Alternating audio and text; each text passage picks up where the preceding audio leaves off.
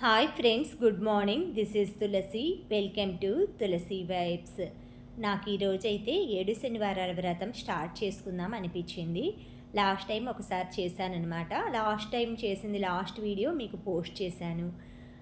ఇది ఎలా చేసుకోవాలి అనేది నేను ఈ వీడియోలో అయితే క్లుప్తంగా చెప్పడానికి ట్రై చేస్తానండి. ఉదయాన్నే మనం తలస్నానం అవి చేసుకున్నాక మన దగ్గర వెంకటేశ్వర స్వామి ఫోటో ఉంటుంది కదా, ఏదైనా ఫోటో అలా తీసుకొని అలివేలి మంగమ్మ, పద్మావతమ్మ అలా లేకుండా అయినా సరే, శ్రీదేవి భూదేవి సమేతం లేకుండా ఉత్త వెంకటేశ్వర స్వామి ఫోటో ఉంటుంది కదా, అలా అయినా తీసుకొని మీరు పెట్టేసేసుకొని మీ దగ్గర విగ్రహం ఉన్నట్లయితే విగ్రహాన్ని కూడా అభిషేకం చేసుకోవాలి. ఫస్ట్ ఫోటో అంతా క్లీన్ చేసేసుకొని గంధం, బొట్లు, పసుపు కుంకాలతోటి అలంకరించుకొని మనం పీఠం ఏర్పాటు చేసుకోవాలి. ఆ పీఠంకి మీరు వెనక వైపు ఏదైనా పూజ కోసం నేనేంటంటే పూజా మందిరంలో పూజ దీపం వెలిగించుకొని కామాక్షి దీపం ఇక్కడ వచ్చేసి పక్కన చేసుకుంటున్నాను అనమాట. పూజ గదిలోనేనండి ఇది. ఈ ఈశాన్యం మూల ఉంటుందన్నమాట. ఈ ప్లేస్ వచ్చేసి ఈశాన్యం మూల ఈ డోర్కి బ్యాక్ సైడ్ దీపం పెట్టుకుంటాను. రావి చెంబులో ముగ్గది వేసుకొని అది కూడా మీకు చూపిస్తాను. ఫస్ట్ పీఠం మీద పద్మం ముగ్గు, మనం అష్టదళ పద్మం కానీ ఇలా మామూలు పద్మం ముగ్గు కానీ ఏవైనా వేసుకొని పసుపు కుంకుమతోటి ఆ పద్మం ముగ్గులు అయితే వేసుకొని ఒక ప్లేట్ పెట్టుకోవాలి. తర్వాత వెంకటేశ్వర స్వామి విగ్రహాన్ని ఆ ప్లేట్లో ఉంచుకొని జలంతో, పాలతోటి, గంధంతో ఏదైనా మీకు నచ్చిన వాటితోటి అభిషేకం చేసుకోవచ్చు. నేనైతే జలంతో అభిషేకం చేసుకుంటున్నాను. ఇలా చిన్న బిందు ఉందండి నా దగ్గర, ఇది నేను అభిషేకానికి వాడతాను. వాటర్, నీళ్ళు లేదంటే పాలు ఇలాంటివన్నీ అభిషేకం చేయను. వాటికి ముందుగా చేసినవి ఉంటాయి కదా, బొట్లు, కుంకుమ, గంధం బొట్లు అన్నీ కూడా శుభ్రంగా తుడిచి పెట్టేసుకొని ఆ వాటర్ అంతా పక్కన పెట్టేసేసుకొని కొంచెం మనం పైన చల్లుకోవచ్చు, లేదు అంటే తులసమ్మ చెట్లు అలా వేసుకోవచ్చు అనమాట. ఆ వాటర్ని, అభిషేకం చేసిన వాటర్ని, పాలని అలా మనం తులసి చెట్లో పోసుకోవచ్చు పూజ అది అయిపోగానే. తర్వాత ఈ విగ్రహానికి కూడా నేను గంధము, కుంకుమతోటి అలంకరించుకొని బొట్లు, పాదాలకి మాత్రం పసుపు పూస్తానండి. స్వామివారి పాదాలకి పసుపుతోటి పారాణిలాగా పెట్టుకుంటానన్నమాట. నాకు చూస్తానికి మంచిగా అనిపిస్తుంది, అందుకని ఆ పాదాలకైతే పసుపు పూస్తానండి. అయ్యప్ప స్వామి టైం అప్పుడు కూడా లాస్ట్ రోజు కొండకి వెళ్ళేప్పుడు కడప సైడు అటువైపు వాళ్ళు పసుపు పూసి పారాణిలాగా పెడతారు. ఎందుకంటే ఆయన అలంకార ప్రియుడు కదా, అందుకని ఎక్కువ అలంకారాలు చేస్తారనమాట. అందుకే నేను, మా హస్బెండ్ కూడా అయ్యప్ప మాల వేసుకుంటారు. ఆయనకు కూడా నేను 2 ఇయర్స్ నుంచి అలానే చూసి ఫస్ట్ సారి రెండోసారి అలాగా అలంకార ప్రియుడు కదా ఆయన అనేసి పసుపు పూసేసి పారాణి అది పెట్టేసి కొండకి వెళ్ళే రోజు అనమాట అలా చేస్తాను. అలా మనం స్వామికి పాదాలకి పసుపది పూసి కొంచెం కుంకుమ బొట్టు పెడితే చాలా బాగుంటుందండి చూస్తానికి. ఈ విధంగా పెట్టేసేసుకొని వెనక నేను నా దగ్గర వుడ్డుతుందనమాట. ఆ వుడ్డు దాని మీద మామిడి తోరణాలు, ఆ తర్వాత శంకు చక్రాలు, నామం అదైతే చాక్ పీస్తో వేసుకుని ఎంత బాగుందోనండి పాజిటివ్గా. తర్వాత అటు ఇటు నా దగ్గర స్టాండ్స్ ఉన్నాయి కదా, ఆ సాంబ్రాణి కడ్డీలు గుచ్చుకునే స్తంభాలు తిరుపతిలో తీసుకున్నానన్నా కదా బ్రాస్వి, వాటిలో ప్రతిరోజు ఇవి నాకు డెకరేషన్కి అయితే చాలా బాగున్నాయండి. ప్రతిరోజు స్వామికి ఏదైనా పూజకి ఒకరోజు 100 వరహాల పూలు, ఈ వైలెట్ కలర్ పూలు అయితే చాలా బాగున్నాయి నాకు డెకరేషన్ పర్పస్. ఇవైతే ముందు రోజు కట్టి పెట్టుకున్నాను. మల్లెపూలు, కనకాంబరాలు. నా చెట్టు కనకాంబరాలు అయితేనండి సమ్మర్ సీజన్లో అసలు ఎలా పూస్తుందో అన్నమాట కనకాంబరాలు. ఇంకా నేల మీద అయితే ఇంకా బాగొస్తాయి. నేను కుండీల్లోనే ఇలా వస్తున్నాయంటే మీరు కనకాంబరాల చెట్టు వేసుకోండి. మల్లెపూలు, కనకాంబరాలు, మరువం సమ్మర్లో చాలా బాగుంటుంది అనమాట. ఇలా తులసి దళాలతోటి మొత్తం అలంకరించుకుంటున్నాను. పైన ఆ తులసి దళం కంటే ఆయనకి వెంకటేశ్వర స్వామికి అంతకంటే మించింది లేదండి. ద్వాపర యుగంలో శ్రీకృష్ణునికి తులాభారంలో ఆ రుక్మిణీదేవి వచ్చి తులసి దళం సమర్పించగానే ఆయన తూగుతాడనమాట. అంత విలువ ఉందన్నమాట ఆ తులసి దళానికి. మనం ఏంటంటే కొంచెం శ్రమ అనుకోకుండా, ఎండాకాలము ఉదయాన్నే వెళ్ళి ఎలా తెస్తామనుకోకుండా ముందు రోజైనా సరే మీరు గురువారం రోజైనా శుక్రవారం రోజు, మంగళవారం రోజు, ఆదివారం రోజు తులసి చెట్లు అయితే కోయకూడదండి. మనం గురువారం రోజు కూడా లక్ష్మీ వారం కదా, చాలామంది కోయరనమాట. బుధవారం రోజు కానీ, సోమవారం రోజు కానీ, లేదు శనివారం ఉదయాన్నే వెళ్ళి కొంచెం ఆకు తీసుకొచ్చుకొని ఫ్రిడ్జ్లో పెట్టుకొని పూజ టైంలో చిన్న మాల్లాగా కట్టుకొని ఆ వెంకటేశ్వర స్వామికి పెట్టుకోండి. తర్వాత నా దగ్గర ఉన్న సువర్ణ పుష్పాలను అయితే ఆ తులసి దళాల మధ్యలో అక్కడక్కడ పెట్టుకున్నాను. ఎంత బాగుందోనండి చూస్తానికి. మన దగ్గర దొరికే పువ్వులతోటి మనం ఈ విధంగా స్వామివారికి పూజ అది చేసుకుంటే అంతకంటే సంతోషం అయితే ఏది ఉండదండి. ఆ స్వామి కోసమే పూచినట్లున్నాయన్నమాట నా బాల్కనీలో పువ్వులన్నీ. ఇలా చిన్న చిన్న ప్లేట్లు పెట్టేసేసుకొని వెండి దీపాలు పెట్టుకుంటున్నా. ఆ శంకుచక్ర దీపాల్లో ఏంటంటే ఇవి ఉన్నాయి కదా, పిండి దీపాలు పెట్టుకుందాము, 2 పిండి దీపాలు అనేసి ఈ విధంగా చేస్తున్నాను. ఇదేంటంటే ప్రతి వారం కూడా శనివారం రోజు 2 పిండి దీపాలు బియ్యం పిండిలో కొంచెం ఆవు నెయ్యి, పంచదార, వాటర్ వేసి నీళ్ళు జలం వేసి మొత్తం కలుపుకొని మనం చిన్న చిన్న ప్రమిదల్లాగా చేసుకొని 2 ప్రమిదలండి. ప్రతి వారం కూడా 2 ప్రమిదలు చేసుకొని 7వ వారం 7 ప్రమిదలు చేసుకొని మనం ఉద్యాపన చేసుకోవాలి. అంటే లాస్ట్ 7వ వారం. తర్వాత 8వ వారం 2 దీపాలు వెలిగించుకోవాలి. ఈ 6 వారాలు ఎలా 2 దీపాలు వెలిగించామో అలా 8వ వారం కూడా వేసుకోవాలి. 7వ వారం అయితే 7 దీపాలు వెలిగించుకోవాలి. 8వ వారం 2 దీపాలు వెలిగించి ఎవరైనా మనం ముత్తైదువులను అలా పిలిచేసి పండు తాంబూలం అలా ఇచ్చుకొని పొంగలి ప్రసాదం అలా చేసుకొని వ్రతం అయితే ముగించుకోవచ్చు అనమాట. ఉద్యాపన చేసుకోవటం అనమాట. ఈ విధంగా చేసుకోవచ్చు. వెంకటేశ్వర స్వామికి మన దగ్గర కథ అది వ్రతం కథ ఉంటుంది కదా, యూట్యూబ్లో ఉంటుంది, లేదు అంటే బుక్కుల్లో అయినా ఉంటుందన్నమాట. లేదు అంటే మీరు గోవిందనామాలు మొత్తం చదువుకున్నా కూడా ఈ వ్రతం అయితే పరిపూర్ణమైనట్లే అనమాట. ఈ విధంగా మన దగ్గర ఇంట్లో ఉండేవే అండి. ప్రతి వాళ్ళ ఇంట్లో నువ్వుల నూనె ఉంటుంది, అగరబత్తీలు ఉంటాయి, పువ్వులు ఉంటాయి, పసుపు గుడ్డ. నేను ముడుపు కట్టుకుంటున్నాను అనమాట. శనివారం రోజు 11 రూపాయలతోటి ముడుపు కట్టుకుంటాను. తిరుపతి అదే వెళ్ళేటప్పుడు నేను ఈ విధంగా ముడుపది కట్టుకొని సాంబ్రాణి వేసుకుంటానమాట. డబ్బులు అవి 11 రూపాయలు శనివారం పూజ చేసినవి కూడా ఒక ప్లేట్లో పెట్టుకున్నానండి. అవి కూడా స్వామివారి హుండీలో వేసుకుంటాను.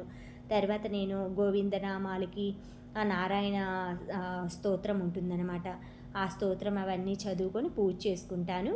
కథ అది అయితే నా దగ్గర బుక్ లేదండి. నేను యూట్యూబ్లోనే వీడియో పెట్టుకుంటానమాట. 7 శనివారాల వ్రత కథ అనేసి కొడితే మనకు వస్తుంది. ఆ తర్వాత మొత్తం అయితే ఏకవత్తి హారతోటి వెండి దీపాలని, పిండి దీపాలని, మొత్తం లక్ష్మీ అమ్మవారి దీపం ఉంది కదా, గజలక్ష్మి దీపం కొంచెం సేపు ఆ దేవుడి దగ్గర వెలిగిస్తానన్నమాట. ఆ తర్వాత ఈశాన్యం మూల పెట్టుకుంటాను. ఈ విధంగా ప్రతి శనివారం కూడా 7 శనివారాలు ఈ విధంగా చేసుకొని 8వ వారం వడ్డీ కాసుల వాడు అంటారు కదా, ఆయనకి వడ్డీ అంటే ఎక్కువ ఇష్టం అనమాట. అందుకని 8వ వారం చేసుకుంటారు ఈ పూజ. నేను ఎక్కువగా అండి సమ్మర్ సీజన్లో మాకేంటంటే ఎక్కువసేపు ఈ రూమ్లో దేవుడి రూమ్లో కూడా ఫ్యాన్ ఉండదన్నమాట. పెట్టించుకోవచ్చు, కానీ దీపాలు అవి కొండెక్కుతాయనేసి నేను పెట్టించుకోను. నేనేం చేస్తానంటే స్నానానికి వెళ్ళే ఒక 10 మినిట్స్ ముందు ఏసీ ఆన్ చేసేసి బెడ్రూమ్ డోర్స్ అవి అన్నీ క్లోజ్ చేసేసి ఈ డోర్ ఓపెన్ చేసి పెట్టుకుంటాను. మాకు బెడ్రూమ్లోంచి ఈ రూమ్కి ఎంట్రీ ఉంటుందన్నమాట. ఈ రూమ్ అంతా చల్లగా అవుతుందన్నమాట. నేను స్నానం అవన్నీ చేసుకొని రెడీ అయ్యి వచ్చేసరికి అప్పుడు ప్రశాంతంగా పూజ అది చేసుకోవచ్చండి. ఇంతసేపు చేసుకోవటానికైతే నాకు ఇదే అనమాట. ఫస్ట్ నుంచి నేను ఇలానే చేస్తాను. సమ్మర్ సీజన్లో అయితే పూజ అది చేసుకోవాలంటే ఏసీ ముందుగానే ఆన్ చేసుకుంటానన్నమాట. టెక్నాలజీ పెరిగింది, ఇలా ఏసీలు ఉన్నాయంటే లేకపోతే బతకలేమండి. ఈ ఎండలకైతే అసలు ఎలా ఉందంటే బయటికి వెళ్తేనే నిప్పులు పోసినట్లే ఉందన్నమాట. చాలామంది వడదెబ్బకు కూడా చాలామంది ప్రాణాలు అవి పోతున్నాయి అంటున్నారు. ఎక్కువ వాటరు, మజ్జిగ ఇలాంటి లిక్విడ్ ఐటమ్స్ తినండి. తాగండి, ఫ్రూట్స్ అలాంటివి తినండి. మధ్యాహ్నం ఏదైనా పండ్లు ఉన్నాయనుకోండి, మీరు 10:30 లోపే చూసుకోండి. ఆ తర్వాత ఈవినింగ్ అయితే 5 ఆ టైంలో బయటికి వెళ్ళండి. ముఖ్యంగా పిల్లల్ని అయితే బయటికి పంపద్దండి. గోవిందనామాలన్నీ చదువుకుంటూ నా దగ్గర ఉన్న వెండి మారేడాకులు, వెండి పుష్పాలన్నిటితోటి పూజ చేసుకుంటున్నాను. నా దగ్గర 2 గోల్డ్ పుష్పాలు కూడా ఉన్నాయండి. అరటి స్తంభాలు అటు ఇటు పెట్టేసేసుకొని అప్పుడు తీసుకొచ్చుకున్నాను అనమాట. చాలా బాగుంటాయి ఆ ఫ్లవర్స్. మనకి మామూలుగా గోల్డ్ ఫ్లవర్స్ ఏంటంటే మినిమం ఒక్కొక్కటి 1/2 గ్రామ్లో వచ్చేస్తుందండి. మంచి అంటే వెయిట్లెస్ ఉంటుంది. మనం డైలీ అయితే కడగకూడదు వాటిని. అప్పుడప్పుడు పూజలో ఉపయోగించిన తర్వాత కొంచెం వాటర్ చల్లి పక్కన పెట్టేసేసుకొని మళ్ళీ నెక్స్ట్ పూజకి అలా వాడుకోవచ్చు. చాలా బావుంటాయన్నమాట. నేనేదో ఆహ్, సినిమాలోనో ఎక్కడో విన్నానండి. ఏ జన్మలో బంగారు పూలతో పూజ చేసిందో ఇంత అదృష్టము అన్నట్లు అంటారు కదా! అందుకోసం అన్నట్లుగా నేను గోల్డ్ షాప్ ఆయన్నడిగితే హాఫ్ గ్రామ్‌లో చేయొచ్చండి అని చెప్పారు. అందుకే మీకు ఇన్ఫర్మేషన్ అయితే ఇస్తున్నాను. 2 ఫ్లవర్స్ అయితే మనకి దగ్గర దగ్గర 1 గ్రామ్ లోపే వస్తాయండి. కొంచెం డెలికేట్‌గా చేయించుకున్నా కూడా ఏదో మన శాస్త్రం ప్రకారం అనమాట. అందుకనేసి హాఫ్ గ్రామ్‌కి 2 కూడా రావచ్చనమాట. ఎందుకంటే అంత పల్చగా చేయించుకుంటే మనం సమర్పించాము అన్న ఉంది మనకి బంగారం ఫ్లవర్ అన్న ఉద్దేశంతో చేయించుకునే వాళ్ళైతే 2 చేయించుకోండి. ఒకటి కంటే లేదు మనం దేవుడు బంగారం వాటితోటే కనికరిస్తాడంటే అదేం లేదండి. మట్టి ప్రమిదిలో చేసినా కూడా ఆ స్వామి అయితే స్వీకరిస్తాడు. ఎవరెవరు వాళ్ళ వాళ్ళ స్తోమతని పెట్టి వాళ్ళు సమర్పించుకుంటారు. ఆ తర్వాత పూజ అంతా అయిపోయిన తర్వాత కొబ్బరికాయ అయితే మనం కొంచెం సాంబ్రాణి చూయించి కొబ్బరికాయ కొట్టుకుంటానండి. మనకి కొబ్బరికాయ మంచిగా చక్కగా పగిలిందనుకోండి, అప్పుడు ఆ పూజ అనేది మనకి ఎటువంటి ఇబ్బంది లేకుండా మనం ఎటువంటి తప్పులు దొల్లకుండా వీలైనంత వరకు చేశామని భావించవచ్చనమాట. ఈ విధంగా కొబ్బరికాయ కొట్టుకునేదైతే నాకు చాలా యూజ్ఫుల్గా ఉందన్నమాట. ఎండకి కొబ్బరికాయల సైజు రావట్లేదండి. అసలు డౌట్‌గా ఉందన్నమాట. అందుకని వీలైన వాళ్ళు మీరు తీర్థయాత్రలు తిరుపతి అలా వెళ్తుంటారు కదా! ఏదైనా తీర్థయాత్రలు వీలైనంత వరకు దక్షిణ హుండీలో కొబ్బరికాయకి అన్నట్లుగా వేయండి. ఆ కొబ్బరికాయలు మనం కొట్టి ఆ బ్యాగుల్లో పెట్టుకొని అవి ఇంటికొచ్చేలేక కూడా పాడైపోతాయి. ఒకవేళ బై లక్ మనకి అంటే దగ్గర నియర్ బై ఉన్నా సరే మీరు వీలైనంత వరకు సమ్మర్ సీజన్‌లో ఆ కొబ్బరికాయ బదులుగా కానుక దక్షిణ ఇయటం అలవాటు చేసుకోండి. పొరపాటునది మురిగిపోవటమో, ఏదో పాడవటమో జరుగుతుంది కదా! అలాంటప్పుడు బాధపడుతుంటాం అనమాట. అంత పూజలు చేసి కూడా. మనం ఎప్పుడైనా తెచ్చుకోవాలి అనుకుంటే పెద్ద సైజు ఉన్నవి కొంచెం మనం ఊగులాడిచ్చామంటే వాటర్ అది తెలుస్తుందనమాట. పాత కాయల కంటే కొత్త కాయలు కొనుక్కున్నామంటే పాడవకుండా ఉంటాయన్నమాట సమ్మర్ సీజన్‌లో. ఈ 2 మంత్స్ అండి మనం మాల్స్‌లో అయితే కొనొద్దు. పెద్ద పెద్ద జియో అలా మాల్స్‌లో అయితే కొబ్బరికాయలు అవి స్టాక్ ఉండట్లేదండి. లోపలంతా బురిడి కాయల్లా ఉంటున్నాయి. చిన్న చిన్న కాయలనమాట. సైజు రావట్లేదు, పాడవుతున్నాయి. వీలైనంత వరకు మన మార్కెట్‌లో చిన్న చిన్న బేరగాళ్ళు ఉంటారు కదా! అక్కడ తెచ్చుకోండి. తర్వాత కొబ్బరికాయ కొట్టే నీళ్ళు గ్లాస్‌లో అది పోసుకొని ఫస్ట్ అయితే పంచహారతి ఇచ్చుకున్నాను. తర్వాత కర్పూరంతోటి హారతి అది ఇచ్చుకుంటాను. సాంబ్రాణి కూడా డైలీ నేను ఈ డూప్ స్టిక్స్ అయితే అండి ఒక అరోమా లాగా అనమాట. అవి వెలిగించాక కొంచెం దానిపైన సాంబ్రాణి పౌడర్ అరుణాచలంలో తెచ్చింది వేస్తే అసలు ఆ దేవుడి రూమ్ ఏంటండి లివింగ్ రూమ్ వరకు అయితే పాజిటివ్ వైబ్స్ అనమాట. ఆ వైబ్రేషన్స్, ఆ స్మెల్ మొత్తం కూడా ఎంత పరిమళంగా ఉంటుందన్నమాట.